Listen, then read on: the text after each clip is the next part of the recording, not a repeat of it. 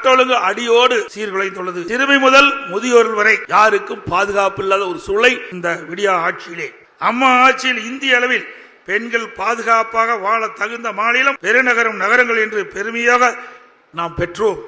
ஆனால் திமுக ஆட்சியில் இந்த நிலை தலைகீழாக மாறியுள்ளது. தினமும் நாளிதழ்கள் மற்றும் ஊடகங்கள் கொலை, கொள்ளை, பாலியல் வன்கொடுமை மற்றும் போதைப் பொருள் நடமாட்டம் பற்றிய செய்திகள் வராத நாட்களே இல்லை.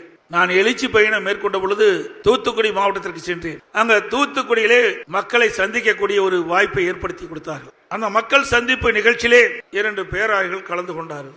அப்பொழுது என்னுடைய மாவட்ட செயலாளத்திலே நான் கேட்டேன், இவர்கள் என்ன கோரிக்கை வைக்கிறார்கள், ஏதாவது கடிதம் கொண்டு வந்திருக்கிறார்களா, அவருடைய எண்ணம் என்று கேட்டேன். அவர்களாக வந்தார்கள், அமர்ந்திருக்கின்றார்கள், அவர்கள் இன்னும் எங்களிடத்திலே தெரிவிக்கவில்லை என்று சொன்னார்கள். அப்பொழுது பேராயர்கள், நாங்களும் இந்த நிகழ்ச்சியிலே பங்கு பெற்று எங்களுடைய கருத்துக்களை உங்களிடத்திலே பகிர்ந்து கொள்வோம் என்று சொல்லி பேசினார். அப்பொழுது நாங்கள் பள்ளிகளை வைத்திருக்கின்றோம், கல்லூரிகளை வைத்திருக்கின்றோம்.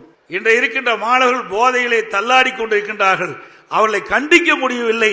ஆகவே இந்த இடத்தில் சொன்னால் சரியாக இருக்கும் என்று கருதி உங்களை நாடினோம்.